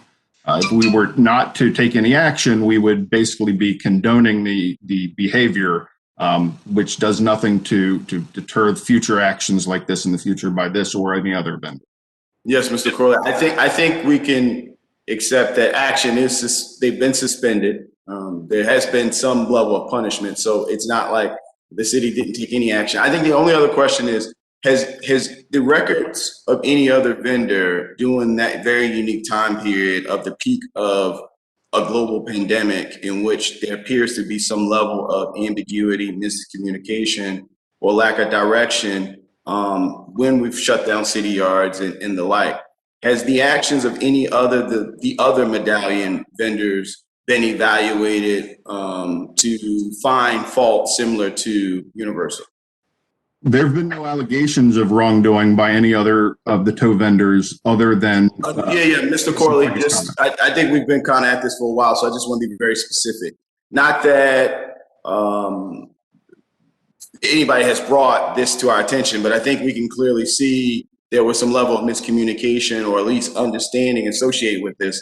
Did we do any sampling of any of the other medallion or towers to see if they also acted inappropriately based off of the city's findings associated with this rule that we would like to terminate this contract by? We have not done that to date, no. All right. I mean, again, back to my concern about this being overly punitive, this being a Black-owned business that's set up in the city that was able to break into something known as a medallion contract after decades of not identifying a city-owned, Black-owned, or a Black-owned or a business functioning in this arena. It just gives me great pause and concern that in the midst of a global pandemic, when obviously there was some miscommunication, There's obviously some issues. There should be some punishment applied, that we're being overly punitive of targeting or specifically laying out this type of termination for this particular business. And we haven't even gone back to see if maybe that miscommunication was also applied to other vendors. There would be one thing if all the other medallion towers could come on a record and say, hey, we knew exactly what to do. This is exactly what we did. We never were able to be put in this position, again, in the midst of a global pandemic. But for us to only focus on these 3 cars and decide based off of these 3 cars that we were going to terminate a contract that, again, of the likes we've never seen in the history of the city, is just really, really concerning to me. And so I would like to just, again, state that for the record for the board. Mr. President, Yes. I'd like to move to the board approve the rejection as recommended by the Bureau of Procurement. I'll second that. Can I get a clarification? Are you proposing that we approve the recommendation to terminate? Correct. That's what he's recommending. I second it. So it's at this point, are there any additional questions or concerns? So it's been moved and properly seconded that we terminate this contract on this particular item. All those in favor, please say aye. Aye. All those opposed, please say nay. Nay. Please note that I believe just myself voted against the termination of this contract. The contract is terminated based off of this board's actions on a 4-to-1 basis. Mr. Selinsky, Mr. Stuckey, thank you for joining us. We definitely attempted to provide you an opportunity to state your case. I realize the effects that this will have going forward. As there is no new business before the board, we will recess until bid opening at 12 noon. The Board of Estimates will reconvene on March the 24th, 2021. I thank everyone for tuning in. Baltimore, please continue to stay safe and follow health protocols as we follow to fight the COVID-19 pandemic. Love you. Thank you, Mr. President. Thank you all. Good afternoon. The Board of Estimates is now in session for the receiving and opening of bids. As part of the overall effort to limit transmission of the COVID-19 virus, the Board of Estimates is conducting bid openings virtually. Members of the public can call in to listen to bid openings live by calling 443-984-1696 and entering access code 0842939. Board of Estimates meetings are broadcast live on Charm TV, Channel 25, on Comcast Cable in Baltimore City. Meetings are also streamed on the internet at https://www.charmtvbaltimore.com/live-stream. Audrey. The Board of Estimates will continue to conduct bid openings virtually while the state of emergency declared by the Mayor of Baltimore and the Governor of Maryland remains in effect. I have the following addendum to note. Bureau of Procurement bid number B50006022, citywide police requested towing services. Please change the bid due date from March 17th, 2021 to March 31st, 2021. Thank you. So I move that addendum be noted. Second. Moved and seconded. All in favor say aye. Aye. Any opposed? Motion carries. Okay. 12 noon bid openings. Bids to be received March 17th, 2021. Number 1, procurement item B50006175, mowing and landscaping contract for Rec and Parks.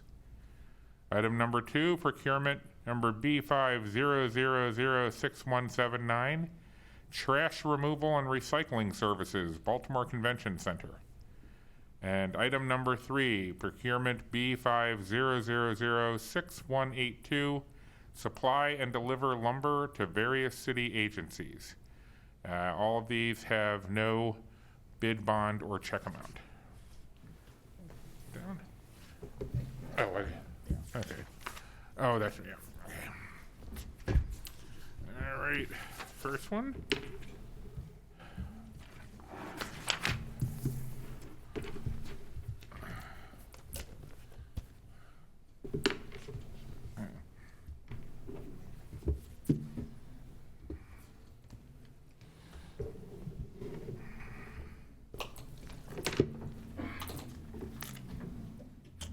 Right. Item bids, right? Yes. So the prices won't be read. Okay, so then the first bid is from Classic Lawn and Landscape. Yep.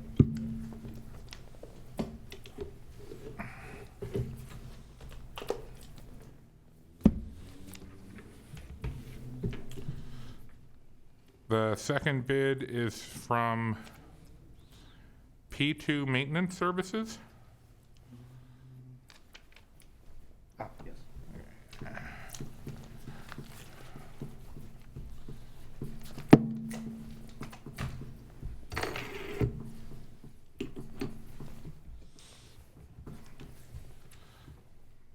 Third is from Evergreen Landscape and Design Corporation.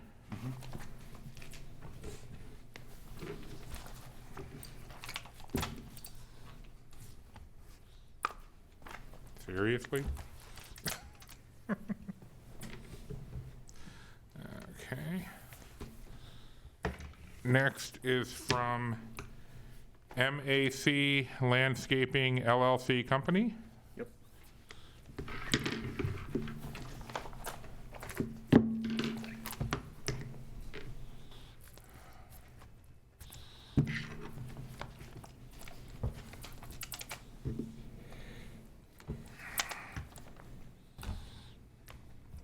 Next one is from Lorenz Incorporated.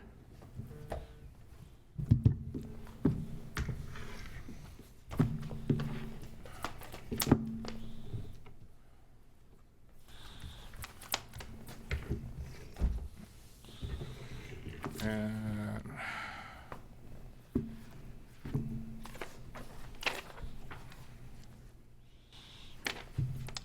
the next one is from A+A Services. Yep. Okay.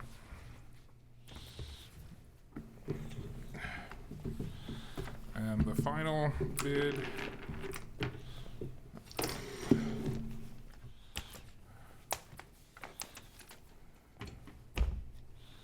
is from Totit Incorporated.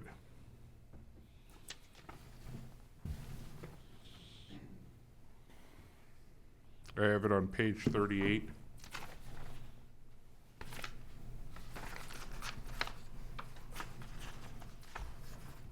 Yeah. Okay.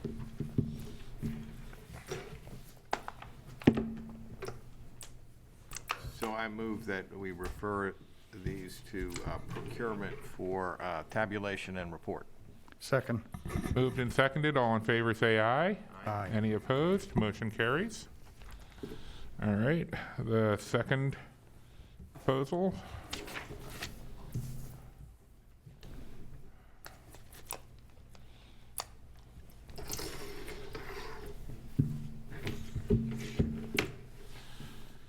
Is this an item bid also? I don't believe so. Says, Yes, that one is. Oh, is it? Okay. Oh, sorry. Okay, then this proposal is submitted by Eco Waste Solutions. Yep. Okay.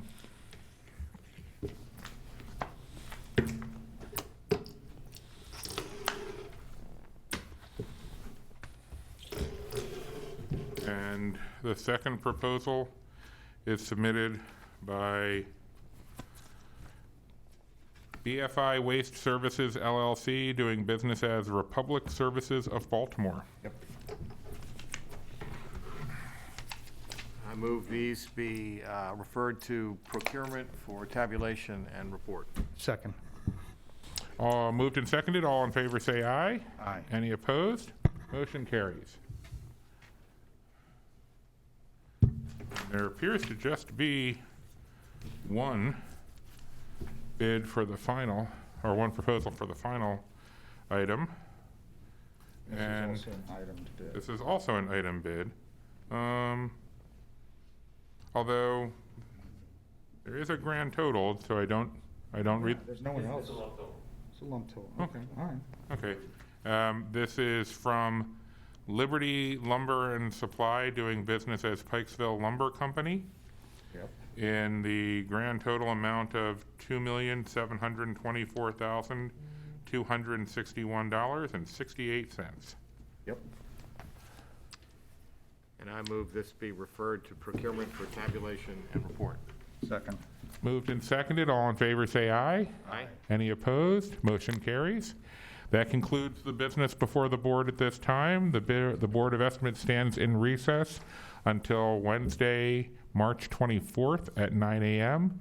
Thank you, everybody, and stay safe.